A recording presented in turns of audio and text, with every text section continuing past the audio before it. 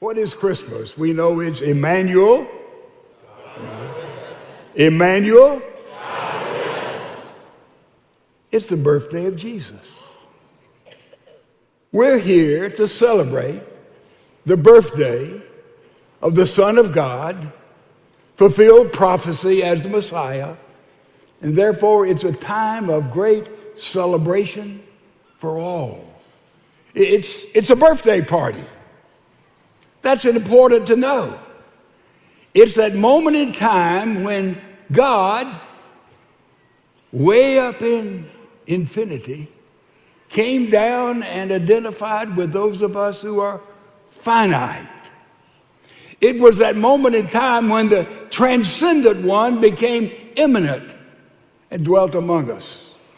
Totally God, totally man. That is Christmas. And what's it all about? It's about gifts, isn't it? It's about what someone would give and somewhat one would receive. Christmas is God's gift to you and God's gift to me. But when someone gives you a gift, you have to receive it. For God so loved the world that he gave. What did he give? He gave his only son, divinity wrapped up in human flesh, and he gave it to you and he gave it to me, and we have to receive it.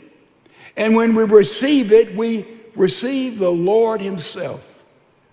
That first Christmas was rather insignificant in a lot of ways. Way over there in Bethlehem, the backside of nowhere. Born in a manger, placed in a manger, born in a stall, in a barn. Can you imagine? God himself. But around Bethlehem, there were all kind of supernatural events. Matthew, Luke tells us in the early chapters, angels began popping out everywhere. Read it. There's Zacchaeus, there's an angel.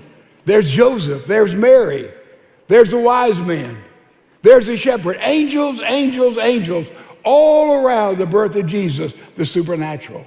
And then you can read only one verse in the New Testament, and it covers almost all that we understand, that we believe as exactly who Jesus was when he walked on this earth. Galatians chapter 4, verse number 4. But when the fullness of time had come, God sent forth his son, listen, born of a woman, born under the law, to redeem those who were under the law, that we might receive the adoption as his sons and daughters. That is a miracle of time, a miracle in which at the fullness of time, just the right time, all the prophecies have been given. A day would come when Messiah would come and God-man would enter time, and he entered in a great setting of humility, a great moment of condescension. Can you imagine? If there were a pile of ants over here, and somehow I wanted to communicate with an ant, those ants, how would I do it? The only way I know is I'd have to become an ant, right? And maybe if I could become an ant and associate with those ants, that I would be able to communicate and understand what they're about and what their purpose is. But I can tell you something, ladies and gentlemen. The distance that you and I as human beings would have to travel, if somehow we could become an ant, that distance is nothing compared to the distance that God Almighty traveled all the way down to become a human being like you and me, a greater distance. God came to give us a gift. And in the fullness of time, and that is a miracle of chronology. All the prophecy that had been written in the Old Testament for years and years was fulfilled. Over 100 different prophecies about Jesus. And you can read them one by one by one and see it was all realized in that moment of time there in the birth of Jesus. You say, well, it was just a coincidence. Take 8 prophecies concerning the coming of Messiah. Just 8. There's over 100 that Jesus fits perfectly, but take 8. And what are the odds that one man at any point in time would fulfill all those prophecies? A mathematician says it's 1 to 10 to the 17th power. That's a 1 with 17 zeros after it. That's the odds that one person at one time would fulfill only 8 of the prophecies, let alone over 100 different prophecies. So we see it's a miracle in time. It's a miracle in that moment of the birth of Jesus in Bethlehem. Also, if you listen to that verse carefully, it's a miracle involving what? Gynecology. Born of a woman. Prophecy said it would be a virgin. We looked at that to the genealogies we looked at recently in Matthew and in Luke. Born of a virgin. It is a miracle involving genealogy. And it's a miracle involving this wonderful moment in history. Also, it's a miracle of sociology. Yeah, what is sociology? The science of relationship. Did you hear that little phrase? Born under the law, in the provision of government. It's a miracle in sociology. It's also a miracle in soteriology. You may not be familiar with that word. It means salvation. And the phrase there in Galatians says, he came to redeem us, to claim us back for himself, because we get lost in this world. We get lost in ourselves. So it's a miracle there of soteriology. He redeems us and takes us back to him. And finally, it's a theological miracle. And you see the bottom line of the theology there? We become adopted into the family of God himself. And that is salvation, and that is when we are safe in the Lord Jesus Christ. So around the birth, there are all kinds of miracles, because Jesus gave us God in human flesh, God and man, and we have to receive that gift. Now, what kind of gifts are we looking for this Christmas for those that we love? We're looking for a gift that expresses the personality of the giver, right? And meets the needs of the one who receives it. If I gave Lisa a set of golf clubs, I can tell you it wouldn't meet her needs. It may express my personality, but it wouldn't meet her needs. If she gave me a silk scarf for Christmas, you know, it's nice, but I'm not a scarf kind of guy. It would express her, but it wouldn't meet my needs. See, the perfect gift expresses the personality of the giver and meets the needs of the one who receives it. That was the gift of Jesus Christ. That's what God gave to us. It expressed his personality. Somebody, I wonder what God would like. I wonder what God would do. Look at Jesus. There it is. It's all wrapped up in human flesh. All the way in the beginning, through his life, his teaching, his death, his crucifixion, his resurrection, his promise of coming again, bring down the curtain of time. It's all wrapped up there for you and for me. The gift of Christmas expresses God. What would God have me to do? The principles are there as clear as anybody can understand. Somebody, well, a lot of the Bible I don't understand. You know, that's not my problem. My problem is the part of the Bible I do understand. Thou shalt not kill. Anybody have a problem understanding that? Would you lift your hand? Thou shalt not commit adultery. Anybody have a problem understanding that? You see, the Bible is clear and plain and gives us principles as how we are to live the life that he has called us to live. It expresses the personality of God. Also, it meets the needs that you and I have. What are those needs that we have? We need forgiveness. We need cleansing. We need understanding. We need healing.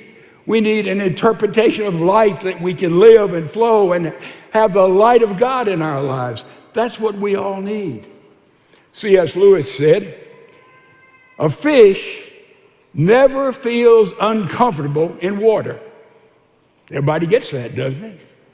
But haven't you and I so many times felt uncomfortable in life? You know, things aren't going right. I don't understand this.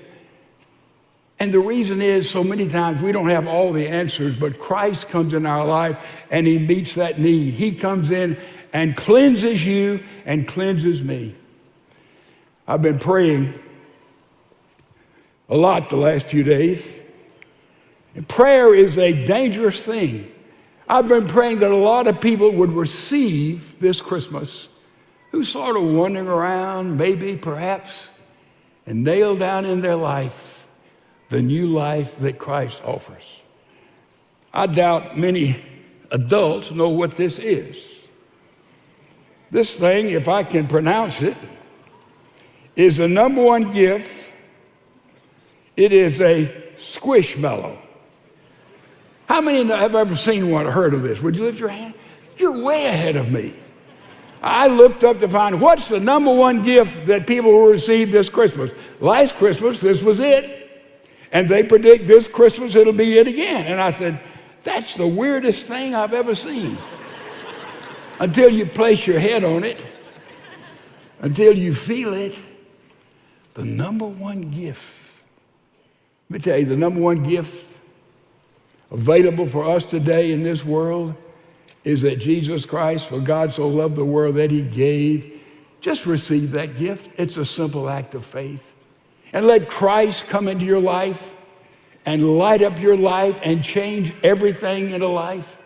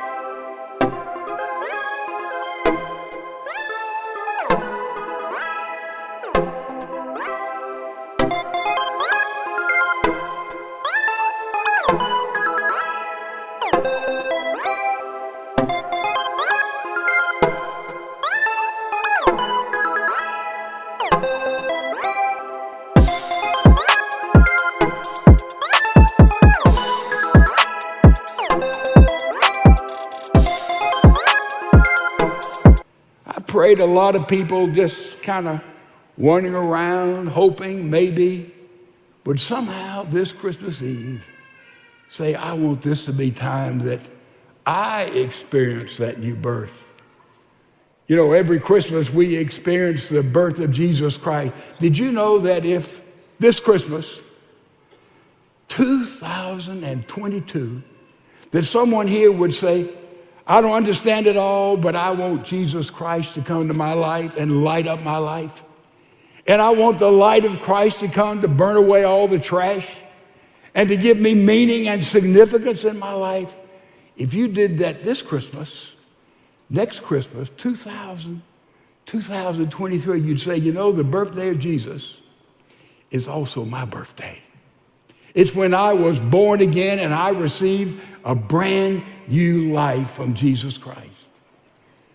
A few years back, a grandmother stopped me. She may be here in this service. And she said, I want to tell you about going Christmas shopping with my grandson. We'll call him Tommy. And said, Tommy took me out, and this grandmother said, we had a terrific time. You know, I would say, what do you want to give your mom? What do you want to give your dad? And we talked about his sisters. And then he said, what do you want to give his friend? That grandmother said, I had the time of my life shopping with Tommy. Until finally I asked him, Tommy, what do you want for Christmas? And she said, he looked at me and says, Grandma, you don't understand. This is Jesus' birthday. And the question is, what should I give to Jesus this Christmas? And she said, well, Tommy, what is it?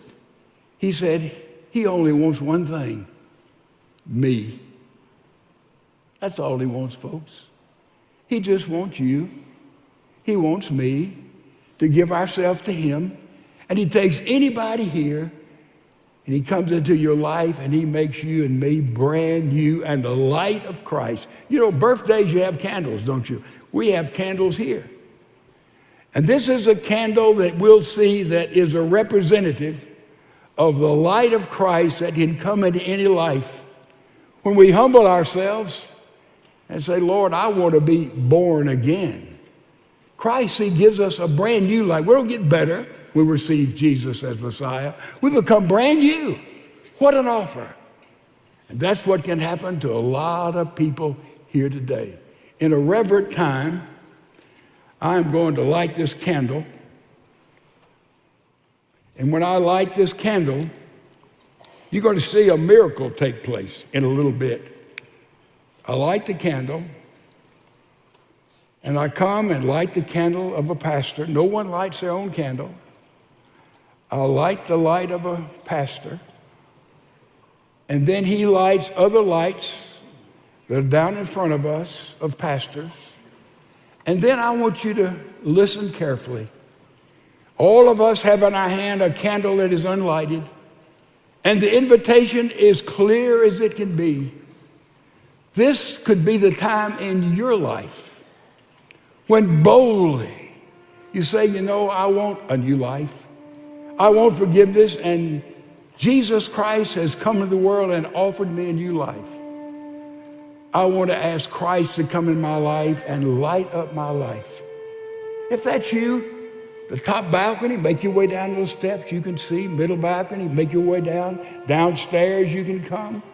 In the choir, the orchestra, we have an overflow group, you can come.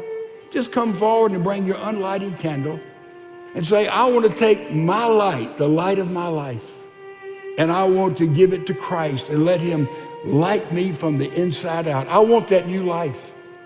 I believe. A couple, a family, you're already a Christian. You say, I want to come to be a part of this church family.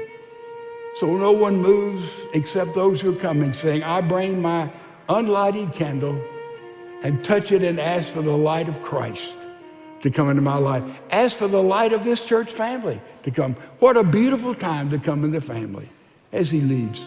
You stand and come right